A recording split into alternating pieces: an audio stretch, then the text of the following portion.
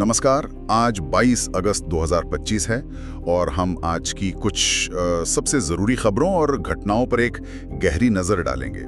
खासकर उन सभी के लिए ये बातचीत अहम होगी जो CDS, AFC CAT, NDA या फिर UPSC जैसी परीक्षाओं की तैयारी कर रहे हैं। हमारा मकसद सिर्फ खबरें गिनाना नहीं है, बल्कि उनके पीछे क्या है, उनका मतलब, उनका असर, उसको समझना है। तो चलिए शुरू करते हैं।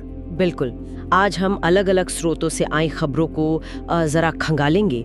कोशिश करेंगे कि राष्ट्रीय सुरक्षा से लेकर अंतर्राष्ट्रीय मामलों तक और तकनीक से खेल तक हर पहलू का एक साफ नजरिया मिले और ये समझने की कोशिश रहेगी कि ये सब घटनाएं हमारे लिए मायने क्यों रखती हैं। तो शुरुआत करते हैं भारत की रक्षा तैयारी से जुड़ी एक बड़ी खबर से।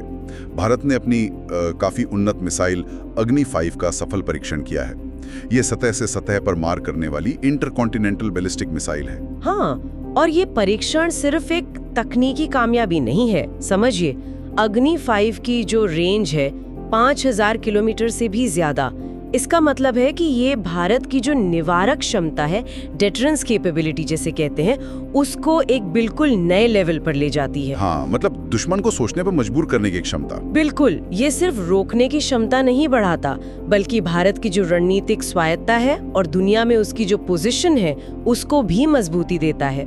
ये दिखाता है कि भारत अब विश्वसनीय न्यूनतम प्रतिरोध की नीति से शायद थोड़ा आगे बढ़कर एक ज्यादा मुखर रणनीतिक क्षमता विकसित कर रहा है। अच्छा, रक्षा के बाद अब जरा राजधानी दिल्ली की ओर देखें। जी। मुख्यमंत्री रेखा गुप्ता पर जो हमला हुआ था हाल में, उसके बाद केंद्र सरकार ने उनकी सुरक्षा बढ़ा दी है, Z श्रेणी की सुरक्षा। जी, Z श्रेणी। इसका मतलब है अब CRPF के करीब 20 हथियारबंद जवान 24 घंटे उनकी सुरक्षा में तैनात रहेंगे। और खबर ये भी है कि दिल्ली पुलिस कमिश्नर भी बदले गए हैं इस घटना के बाद। देखिए, ये दोनों ही कदम, मतलब मुख्यमंत्री की सुरक्षा बढ़ाना और पुलिस चीफ को बदलना, ये दिखाते हैं कि राजधानी में सुरक्षा को लेकर स्थिति कितनी गंभीर मानी जा रही है और उस पर राजनीतिक और प्रशासनिक रिएक्शन भी तेज हुआ है। Z श्रेणी सुरक्षा मतलब सिर्फ जवान नहीं, ये एक मल्टी लेयर्ड सुरक्षा होती है। अच्छा, इसमें close protection team, Escorts, pilot car, ये सब शामिल होता है? हाँ बिल्कुल, घर पर गार्ड्स, मतलब पूरा एक घेरा। ये दिखाता है कि थ्रेट परसेप्शन काफी हाई है। हम यहाँ बस तथ्यों को देख रहे हैं, पर ये घटनाएं शासन, आंतरिक सुरक्षा, इन सब लिहाज से जरूर अध्ययन का विषय है। राजधानी से अब चलते हैं पहाड़ों की तरफ। उत्तराखंड में भारी बारिश से काफी नुकसान हुआ है। भूस्खलन हुआ है, लैंडस्लाइड्स, जिससे गंगोत्री और यमुनोत्री हाईवे बंद हो गए हैं। चारधाम यात्रा पर भी असर पड़ा है। ये तो जैसे हर साल मानसून में पहाड़ी राज्यों की एक दुखद कहानी सी बन गई है। भारी बारिश, ऊपर से नाजुक पहाड़ी जमीन और बढ़ता हुआ कंस्ट्रक्शन, इन सब का मिला जुला असर है ये। भूस्खलन, बाढ़, ये न सिर्फ यात्रियों और स्थानीय लोगों के लिए मुसीबत है, बल्कि ये हमें बार बार याद दिलाता है कि टिकाऊ विकास कितना जरूरी है। आपदा प्रबंधन और खासकर हिमालयी क्षेत्र में पर्यावरण संतुलन, इसकी तत्काल जरूरत है। ये पर्यावरण और भूगोल सेक्शन के लिए एक अहम पॉइंट है। सही कहा। अच्छा, संसद से भी एक खबर है। ऑनलाइन गेमिंग रेगुलेशन बिल, वो राज्यसभा में पास हो गया। हालांकि विपक्ष ने काफी हंगामा किया इस पर। हाँ, ये एक बड़ा डेवलपमेंट है, क्योंकि भारत में ऑनलाइन गेमिंग इंडस्ट्री बहुत तेजी से बढ़ी है, मतलब अरबों डॉलर की इंडस्ट्री है। लेकिन इसके लिए कोई साफ नियम कानून अब तक थे नहीं। तो इस बिल के पास होने का मतलब है कि अब एक रेगुलेटरी फ्रेमवर्क आएगा। जैसे कि कंपनियों का रजिस्ट्रेशन होगा, KYC नॉर्म्स होंगे। हाँ बिल्कुल, KYC नॉर्म्स हो सकता है, गेमिंग की लत रोकने के कुछ उपाय हों, टैक्स के नियम भी शायद इसमें हों। विपक्ष का हंगामा शायद इन्हीं नियमों की सख्ती या फिर हो सकता है राज्यों के अधिकारों जैसे मुद्दों पर हो। इसका असर इस पूरी इंडस्ट्री और लाखों गेमर्स पर पड़ेगा। ये इकोनॉमी और सामाजिक मुद्दे दोनों से जुड़ा है। ठीक है, अब राष्ट्रीय स्तर पर एक और बड़ी खबर विकास परियोजनाओं से जुड़ी हुई। प्रधानमंत्री आज बिहार के दौरे पर हैं। वहां वो करीब 13,000 करोड़ रुपए की योजनाओं का शिलान्यास और उद्घाटन कर रहे हैं। 13,000 करोड़ काफी बड़ा अमाउंट है। हाँ, इसमें सिमरिया में गंगा नदी पर बना एक 6 लेन का पुल भी शामिल है। ये उत्तर और दक्षिण बिहार को सीधे जोड़ेगा। देखिए, इंफ्रास्ट्रक्चर, खासकर कनेक्टिविटी वाले प्रोजेक्ट्स, ये किसी भी क्षेत्र के आर्थिक विकास के लिए रीढ़ की हड्डी की तरह होते हैं। सिमरिया पुल जैसे प्रोजेक्ट सिर्फ ट्रैवल टाइम कम नहीं करते, ये व्यापार को, लॉजिस्टिक्स को, किसानों के माल को बाजार तक पहुंचाने में सब में मदद करते हैं। हाँ, ये तो है।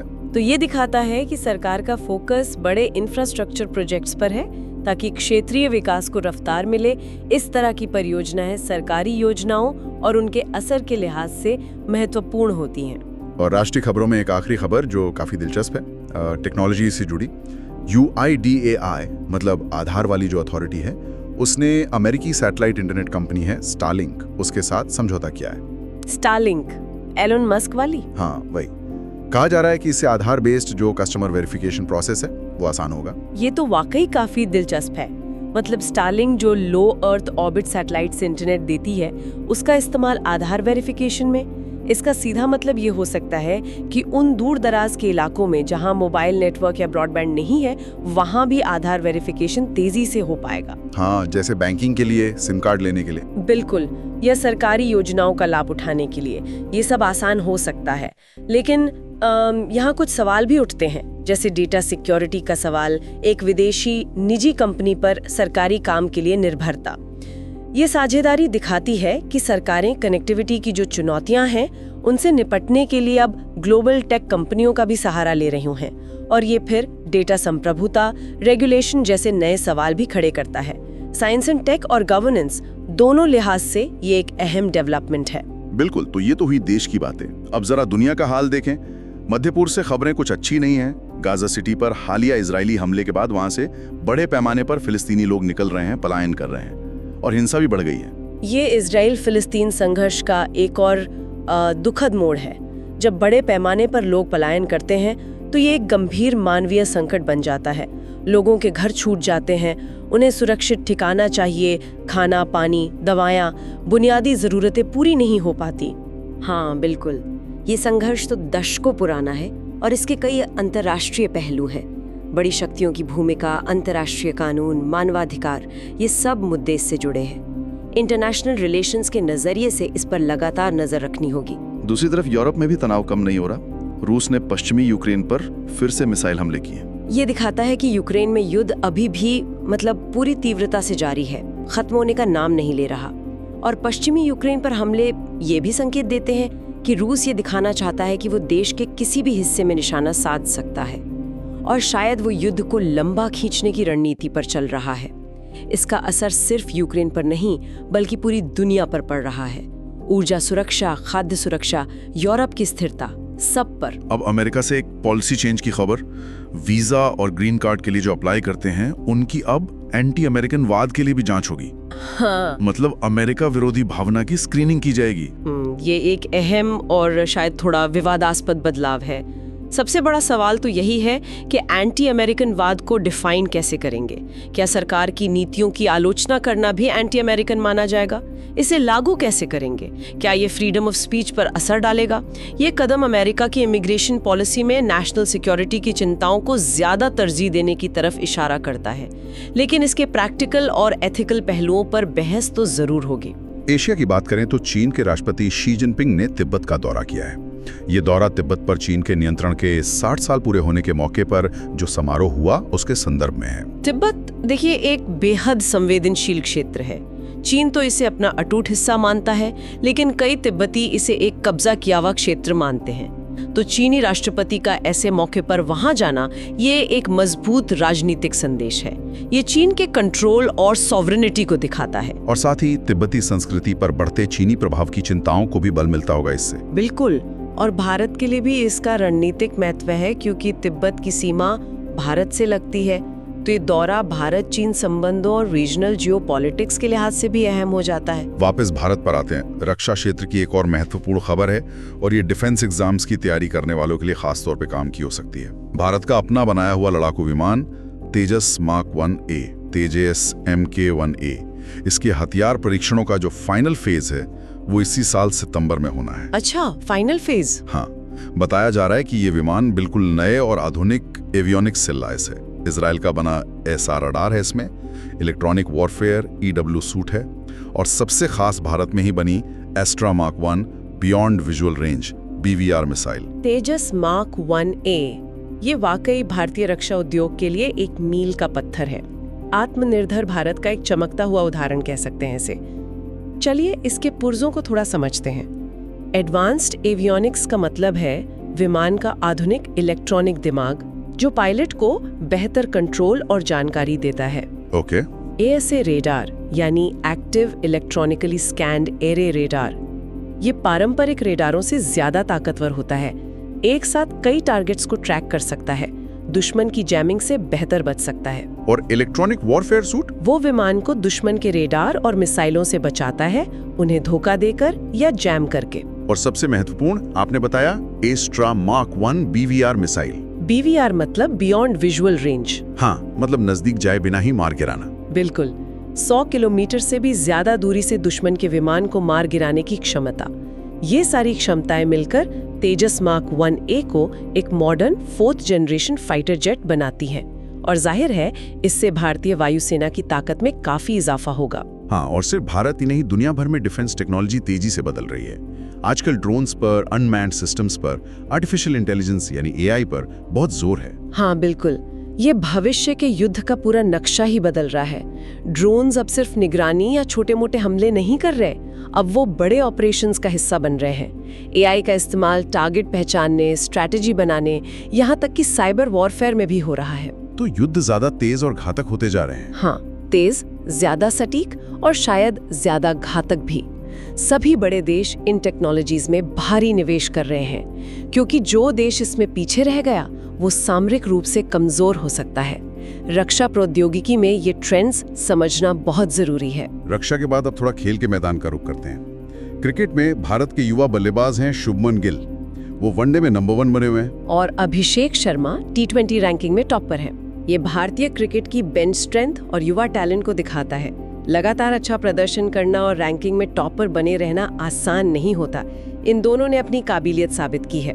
टेनिस में US ओपन 2025 में एक दिलचस्प नतीजा आया है। इटली की सारा ईरानी और आंद्रिया वावासूरी की जोड़ी है। उन्होंने मिक्स डबल्स का खिताब लगातार दूसरी बार जीता है, डिफेंड किया है अपना टाइटल। और कुश्ती में भारत के लिए एक बड़ी खुशखबरी, तपस्या गहलावत ने अंडर 20 वर्ल्ड कुश्ती चैंपियनशिप में गोल्ड मेडल जीता है। ये तो शानदार उपलब्धि है। अरे वाह, ये तो बहुत बड़ी बात है। जूनियर लेवल पर वर्ल्ड चैंपियनशिप जीतना दिखाता है कि हमारे युवा पहलवानों में कितना दम है और भारत में कुश्ती का भविष्य कितना उज्जवल है। ऐसी जीतें न सिर्फ उस खिलाड़ी का हौसला बढ़ाती हैं, बल्कि हजारों और युवाओं को प्रेरणा देती हैं इस खेल में आने की। बिल्कुल सही। अब कुछ और अहम खबरें जो हमारी रोजमर्रा की जिंदगी और अर्थव्यवस्था से जुड़ी हो सकती हैं। कर्मचारी भविष्य निधि संगठन यानी EPFO, जो संगठित क्षेत्र के कर्मचारियों के रिटायरमेंट सेविंग्स का ध्यान रखता है। जी, EPFO उन्होंने एक अहम फैसला लिया है। मृत्यु राहत कोष के तहत जो अनुग्रह राशि मिलती थी उसे अप्रैल 2025 से बढ़ाकर 15 लाख रुपए कर दिया गया है। अच्छा, 15 लाख रुपए। ये तो कर्मचारियों और उनके परिवारों के लिए एक महत्वपूर्ण सामाजिक सुरक्षा का कदम है। EPFO के दायरे में करोड़ों कर्मचारी आते हैं, तो इस राशि में बढ़ोतरी का मतलब है कि अगर किसी सदस्य की दुर्भाग्यवश मृत्यु हो जाती है तो उसके परिवार को पहले से ज्यादा आर्थिक मदद मिलेगी। मुश्किल वक्त में ये एक बड़ा सहारा बन सकता है। सोशल सिक्योरिटी स्कीम्स के नजरिए से देखें तो ये एक पॉजिटिव डेवलपमेंट है। अर्थव्यवस्था के मोर्चे पर भी खबर है। भारतीय स्टेट बैंक SBI ने एक रिपोर्ट जारी की है। उनका अनुमान है कि ये जो चालू वित्त वर्ष है 2025-26, इसकी पहली तिमाही यानी अप्रैल से जून 2025 के बीच भारत की GDP ग्रोथ रेट 6.8% से 7.0% के बीच रह सकती है। GDP ग्रोथ रेट यानी सकल घरेलू उत्पाद की वृद्धि दर, ये किसी भी देश की अर्थव्यवस्था की सेहत का सबसे बड़ा पैमाना है। 6.8% से 7.0% की अनुमानित ग्रोथ अगर ये हासिल होती है तो ये दुनिया की बड़ी अर्थव्यवस्थाओं में सबसे तेज मानी जाएगी। ये दिखाता है कि ग्लोबल स्लोडाउन के बावजूद भारतीय अर्थव्यवस्था में एक तरह की मजबूती बनी हुई है। हाँ, हालांकि ये अभी अनुमान है। हाँ, ये सिर्फ अनुमान है, लेकिन फिर भी ये इन्वेस्टर्स और पॉलिसी मेकर्स के लिए एक पॉजिटिव सिग्नल तो है ही। इकोनॉमी के स्टूडेंट्स के लिए ये आंकड़े और इनका मतलब समझना जरूरी होता है। और आखिर में खबर नाम बदलने से जुड़ी। गृह मंत्रालय ने उत्तर प्रदेश के जलालाबाद शहर का नाम बदलकर परशुरामपुरी करने को मंजूरी दे दी है। पिछले कुछ सालों में हमने भारत में कई शहरों, कस्बों, सड़कों, रेलवे स्टेशंस के नाम बदलते हुए देखे हैं। इसके पीछे अक्सर ऐतिहासिक, सांस्कृतिक या फिर राजनीतिक कारण बताए जाते हैं। हर नाम बदलने का अपना एक कॉन्टेक्स्ट होता है और समाज में इस पर अलग अलग राय भी होती है। ये घटनाएं भी समकालीन भारतीय राजनीति और समाज में जो बदलाव चल रहे हैं उनका ही एक हिस्सा है। तो ये थी आज की कुछ खास खबरें और उनका एक तरह से विश्लेषण। हमने देखा कि कैसे तकनीक रक्षा से लेकर आम नागरिक की जिंदगी तक असर डाल रही है, कैसे अंतर्राष्ट्रीय तनाव जारी हैं और कैसे देश में विकास और सामाजिक सुरक्षा पर भी काम हो रहा है। तो इन सब का निचोड़ क्या निकलता है? आज की पूरी बातचीत से एक बात तो साफ है कि बदलाव बहुत तेजी से हो रहा है हर क्षेत्र में, और तकनीक इसमें एक बहुत बड़ा फैक्टर है। अग्नि 5 और तेजस जैसे उदाहरण दिखाते हैं कि तकनीक कैसे राष्ट्रीय सुरक्षा को मजबूत कर रही है। वहीं UIDAI स्टारलिंक जैसी साझेदारी दिखाती है कि वही तकनीक आम आदमी की जिंदगी को आसान बनाने का भी जरिया बन सकती है। हालांकि जैसा हमने कहा, उसके अपने सवाल भी हैं। हाँ, दुधारी तलवार की तरह। बिल्कुल। दूसरी तरफ गाजा और यूक्रेन जैसे संघर्ष हमें याद दिलाते हैं कि दुनिया अभी भी काफी अस्थिर है और शांति एक लगातार चलने वाली कोशिश है।